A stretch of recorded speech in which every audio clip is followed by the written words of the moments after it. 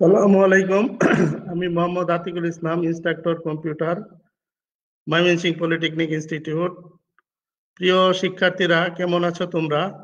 আশা করি সকলেই ভালো আছো, সুস্থ আছো। সারা বিশ্ব জুড়ে করোনা ভাইরাস মহামারী আকারে ছড়িয়ে পড়েছে, বন্ধ হয়ে গেছে সকল শিক্ষা প্রতিষ্ঠান। এই পরিস্থিতিতে সরকারি নির্দেশনায় বাংলাদেশ কারিগরি শিক্ষা বোর্ড এবং বাংলাদেশ কারিগরি শিক্ষা অধিদপ্তর এটুআই প্রকল্পের কারিগরি সহযোগিতায় ডিপ্লোমা ইঞ্জিনিয়ারিং শিক্ষা কার্যক্রমের ধারাবাহিকতা রক্ষার জন্য ফেসবুক লাইভে ক্লাস পরিচালনা করার উদ্যোগ গ্রহণ করেছে। তো আমি মূলত ষষ্ঠ পর্ব কম্পিউটার টেকনোলজির ডাটাবেজ ম্যানেজমেন্ট সিস্টেমের উপরে ক্লাস নিব। আজকে আমার প্রথম ক্লাস। আমার প্রথম ক্লাসটি প্রথম চ্যাপ্টারের উপরে। যে সকল টপিকসগুলো নিয়ে আজকে আলোচনা হবে তা হলো ডাটাবেজ ম্যানেজমেন্ট সিস্টেম এবং purpose of database management system, অর্থাৎ ডাটাবেজ ম্যানেজমেন্ট সিস্টেমের উদ্দেশ্য। তো এই সেশন শেষে আশা করি শিক্ষার্থীরা এই তিনটি টপিকসের উপরে পরিষ্কার ধারণা লাভ করবে। আরেকটি কথা বলে নেই, তোমাদের বইয়ের প্রথম চ্যাপ্টারে এই টপিকসগুলো রিলেটেড যে সকল প্রশ্নগুলো রয়েছে আশা করি আমার এই আলোচনার মধ্যে চলে আসবে। তোমরা একটু মনোযোগ দিয়ে ভিডিওটি দেখতে হবে। প্রথমেই রেফারেন্স বইয়ের ব্যাপারে বলে নেই। সিলেবাস অনুযায়ী যে বইগুলো রেফারেন্স করা হয়েছে তার মধ্যে ডাটাবেস সিস্টেম কনসেপ্টটি থিওরি সিলেবাসের জন্য দেওয়া হয়েছে। এই বইটির তিনজন রাইটার, তবে হেনরি এফ কোর্টের নামে বইটি বেশি পরিচিত। এই বইটি ইন্টারনেটে অ্যাভেলেবল। প্রত্যেকটা পলিটেকনিক সিস্টেমের লাইব্রেরিতে এই বইটি রয়েছে। ছাত্রছাত্রীরা ইচ্ছা করলে এই বইটি সংগ্রহ করে নিতে পারে। প্রথমেই আসি ডাটাবেস শব্দটি নিয়ে একটু আলোচনা করে নেই। ডাটাবেস এর অর্থ হলো তথ্যশালা বা তথ্য সংগ্রহ। কোনো শব্দের পরে বেস শব্দটি যুক্ত থাকলে বোঝায় পূর্বের শব্দ সম্পর্কিত আন্তঃসম্পর্কযুক্ত কোনো কিছুর সংগ্রহ। যেমন গ্রেইন বেজ মানে শস্য ভাণ্ডার, এয়ার বেজ মানে বিমান ঘাঁটি, আর্মি বেজ মানে সেনা ঘাঁটি ইত্যাদি। অর্থাৎ আর্মি সেনা ঘাঁটিতে শুধু সেনাবাহিনীর লোকজন থাকবে, বিমান ঘাঁটিতে শুধু বিমান বাহিনীর লোকজন থাকবে। এখানে এক বাহিনীর লোকজন আরেক বাহিনীতে কোনো কারণ ছাড়া যাবে না, বা সিভিলিয়ানরা সেনাবাহিনী বা বিমান ঘাঁটিতে যাবে না, মানে সম্পূর্ণ তাদের জন্য রেস্ট্রিক্টেড। ঠিক তেমনি ভাবে ডাটাবেজ হলো আন্তঃসম্পর্কিত তথ্যের ঘাঁটি বা সংগ্রহ। যেমন রেজাল্ট প্রসেসিং সিস্টেম ডাটাবেজের সকল তথ্য কোনো একটি শিক্ষা প্রতিষ্ঠানের সাথে সম্পর্কিত, কোনো ব্যবসা প্রতিষ্ঠানের সাথে সম্পর্কিত নয়। আবার ডাটাবেজ হলো কোনো সফটওয়্যারের স্টোর, এবং সফটওয়্যারটি যেই কাজে ব্যবহার হবে ডাটাবেজের তথ্যগুলো নিশ্চয়ই সেই সম্পর্কিত হবে। তাহলে এই আলোচনা থেকে কি বুঝলাম? যে ডাটাবেজ হলো সম্পর্কযুক্ত ডাটা সংগ্রহ বা সমষ্টি। তারপরে আসি ডাটাবেজ কি। হেনরি এফ কোর্টের বই অনুযায়ী database is an organized collection of interrelated data contains information relevant to an organization। অর্থাৎ ডাটাবেজ হলো আন্তঃসম্পর্কিত তথ্যের একটি সংগঠিত সংগ্রহ। এতে কোনো প্রতিষ্ঠানের সাথে সম্পর্কিত তথ্যগুলো জমা থাকে। যেমন এক্সাম্পল স্বরূপ student management system, ticket management system ইত্যাদি। স্টুডেন্ট ম্যানেজমেন্ট সিস্টেম একটা সফটওয়্যার হতে পারে, সেটার ডাটাবেজের নাম স্টুডেন্ট ম্যানেজমেন্ট সিস্টেম হতে পারে। আবার টিকেট ম্যানেজমেন্ট সিস্টেমের ডাটাবেজ টিকেট ম্যানেজমেন্ট সিস্টেম হতে পারে। এখন স্টুডেন্ট ম্যানেজমেন্ট ডাটাবেজে শুধু স্টুডেন্টদের বিস্তারিত ইনফরমেশন থাকবে, আর টিকেট ম্যানেজমেন্ট সিস্টেমে ট্রেনের টাইম শিডিউল, ট্রেনের বিভিন্ন ইনফরমেশন গুলা থাকবে। তারপরে আসি ডাটাবেস ম্যানেজমেন্ট সিস্টেম কি।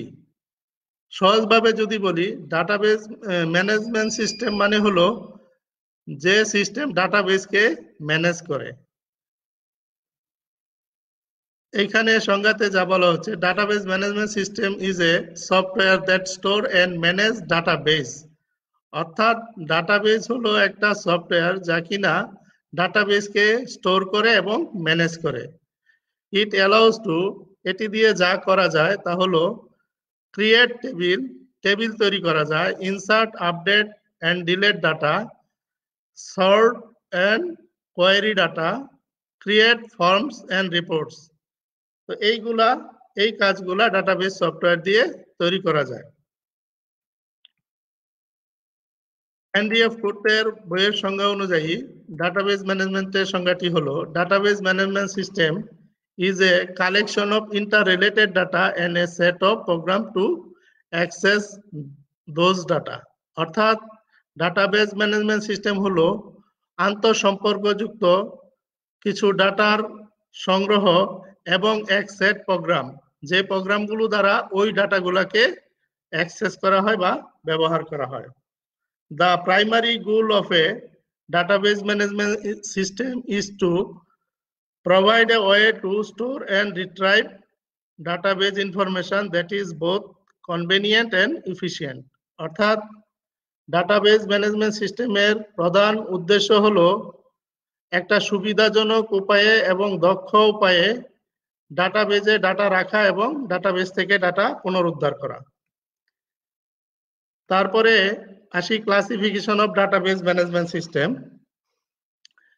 তো ডাটাবেস ম্যানেজমেন্ট সিস্টেমের এখানে বিশাল ক্লাসিফিকেশন দেখানো হয়েছে, যেমন ডাটা মডেলের উপর ভিত্তি করে, নাম্বার অফ ইউজারের উপর ভিত্তি করে, নেটওয়ার্কের উপর ভিত্তি করে, নেটওয়ার্ক আর্কিটেকচারের উপর ভিত্তি করে।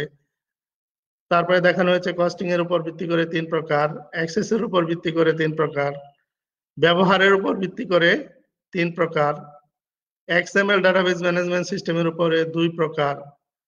তারপরে রয়েছে multimedia database management system, GIS database management system, mobile database management system, open source database management system.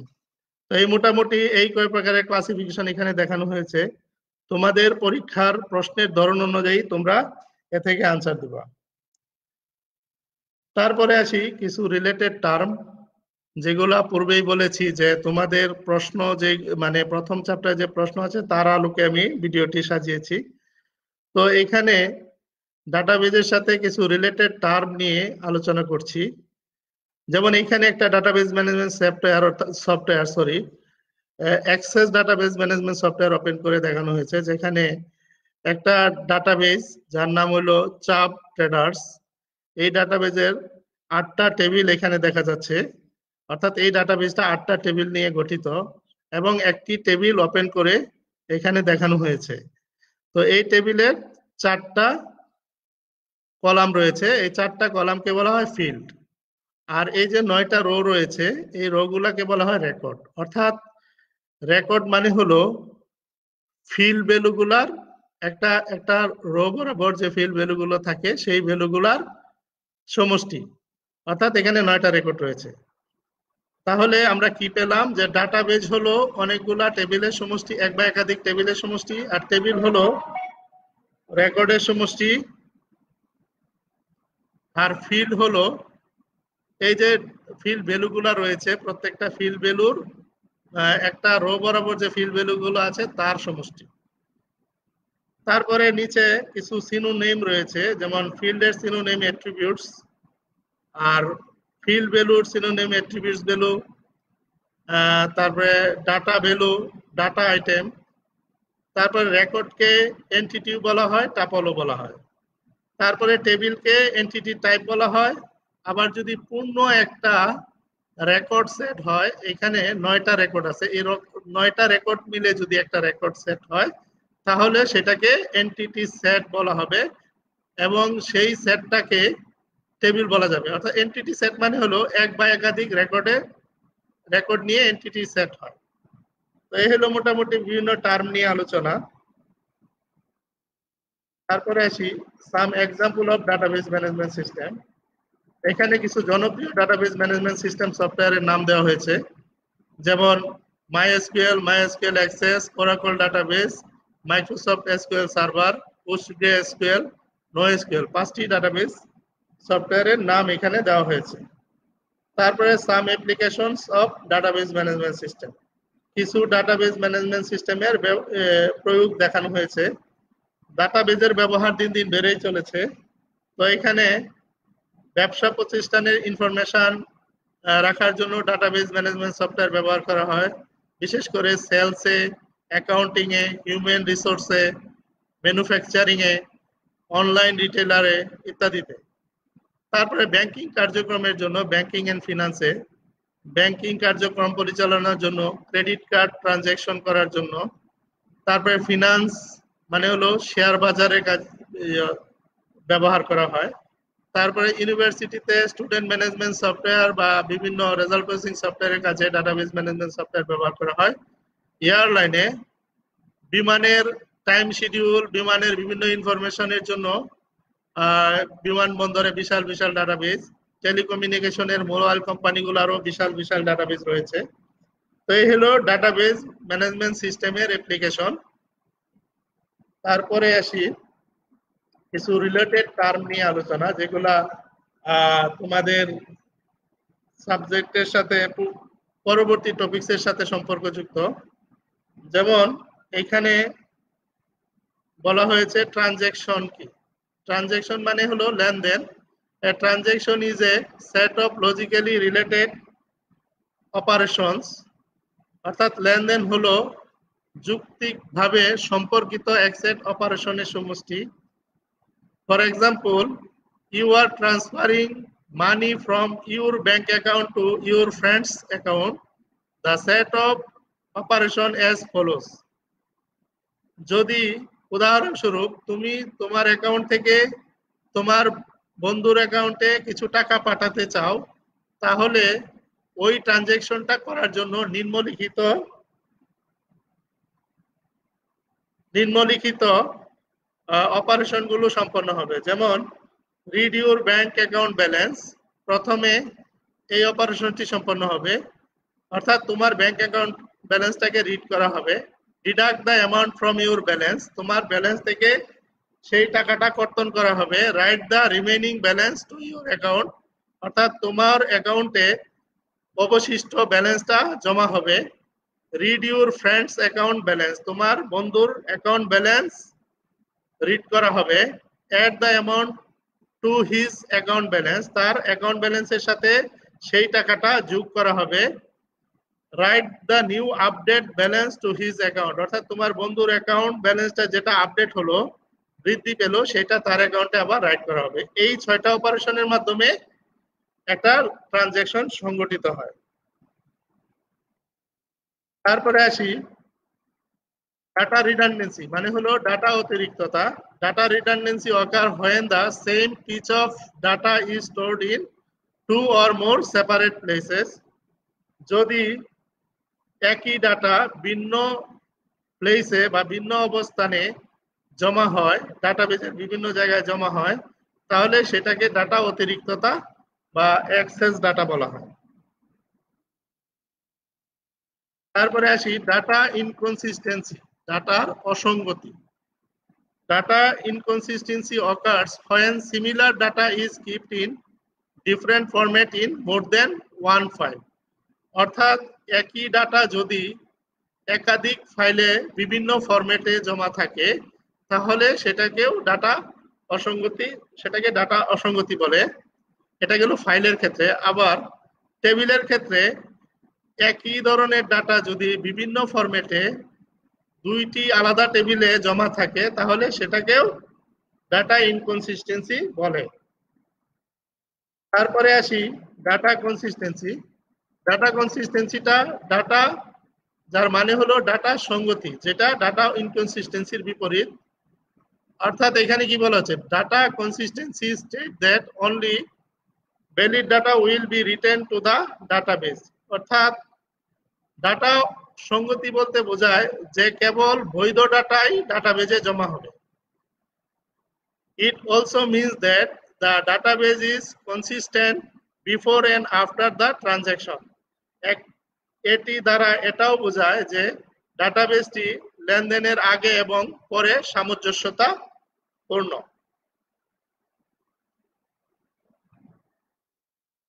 তারপরে আসি কনস্ট্রেন্ট মানে হলো বাধ্যবাধকতা বা সীমাবদ্ধতা। Constraint is the rule enforce on the fields of A table, অর্থাৎ একটা টেবিলের উপরে যে নিয়মগুলা প্রয়োগ করা হয় তাদেরকেই কনস্ট্রেন্টস বা বাধ্যবাধকতা বলা হয়। The purpose of constraint is to ensure the data integrity during an update, delete, insert into a table, অর্থাৎ কোনো একটা টেবিলে ডাটা আপডেট, ডিলেট এবং ইনসার্ট করার সময় ডাটা ইন্টিগ্রিটি বা ডাটার বিশুদ্ধতা নিশ্চিত করাই হলো কনস্ট্রেন্টের উদ্দেশ্য।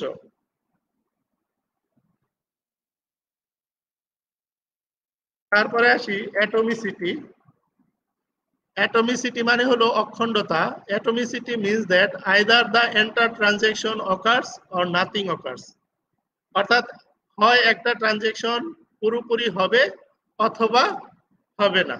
Transaction does not occur partially, অর্থাৎ কোনো ট্রানজ্যাকশনই আংশিকভাবে হতে পারবে না। যদি আংশিকভাবে হয় ডাটাবেস ম্যানেজমেন্ট সেই সিস্টেম দ্বারা সেটাকে ডিসকার্ড বা ধ্বংস করে দেওয়া হবে।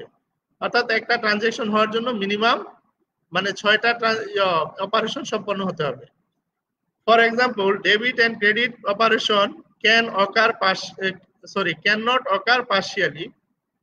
It occur fully or does not occur at all. অর্থাৎ ডেবিট এবং ক্রেডিট অপারেশনগুলা কখনো আংশিকভাবে হতে পারবে না, হয় পুরো অপারেশনগুলো হবে অথবা কোনোটাই হবে না, একটিও হবে না।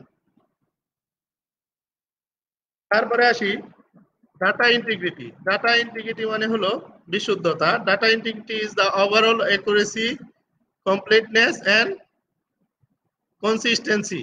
Consistency means validity of data, অর্থাৎ সামগ্রিকভাবে ডাটার সঠিকতা, পরিপূর্ণতা এবং সামঞ্জস্যতাই হলো ডাটা ইন্টিগ্রিটি। তারপরে আসি ডাটা আইসোলেশন বা বিচ্ছিন্নতা। When scattering of data in various file with various formats, that is called data isolation. অর্থাৎ যদি এরকম হয় যে বিভিন্ন ফাইলে বিভিন্ন ফরম্যাটে ডাটাগুলা ছড়িয়ে ছিটিয়ে থাকে তাহলে তাকে বলা হবে data isolation. It also means that multiple transactions can occur independently without interference. অর্থাৎ এটা দ্বারা এটাও বোঝায় যে একাধিক ট্রানজ্যাকশন স্বাধীনভাবে কোনো ধরনের প্রতিবন্ধকতা ছাড়াই সংগঠিত হওয়া। তারপরে আসি ডাটা সিকিউরিটি মানে ডাটার নিরাপত্তা। Data security means the prevention of data accession by unauthorized user, অর্থাৎ অবৈধ ব্যবহারকারী দ্বারা ডাটাকে ব্যবহার করার প্রতিরোধ করাই হলো ডাটা সিকিউরিটি। অর্থাৎ কোনো অবৈধ ব্যবহারকারী যেন ডাটাবেসকে বা ডাটাকে ব্যবহার করতে না পারে সেটা প্রতিরোধ করাই হলো ডাটা সিকিউরিটি। তারপরে আসি কনকারেন্সি। কনকারেন্সি মানে হলো একসঙ্গে সংগঠিত হওয়া।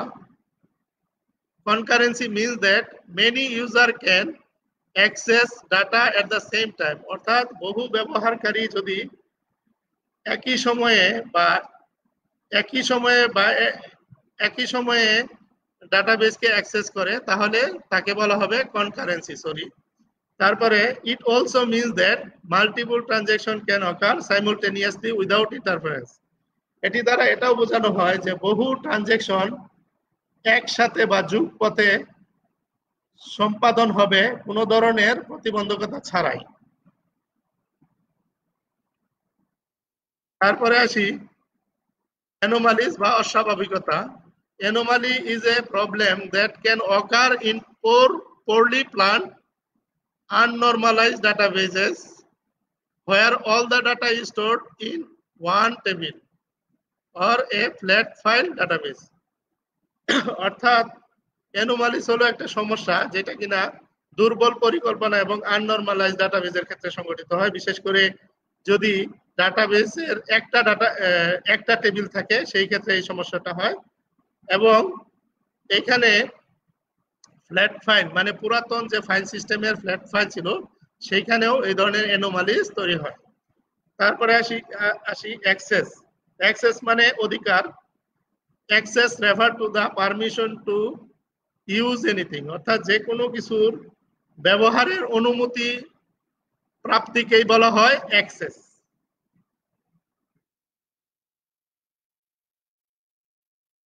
তারপরে আসি ট্রেডিশনাল ডাটাবেস সিস্টেম, অর্থাৎ পুরাতন ডাটাবেস সিস্টেমটা কি সেটা।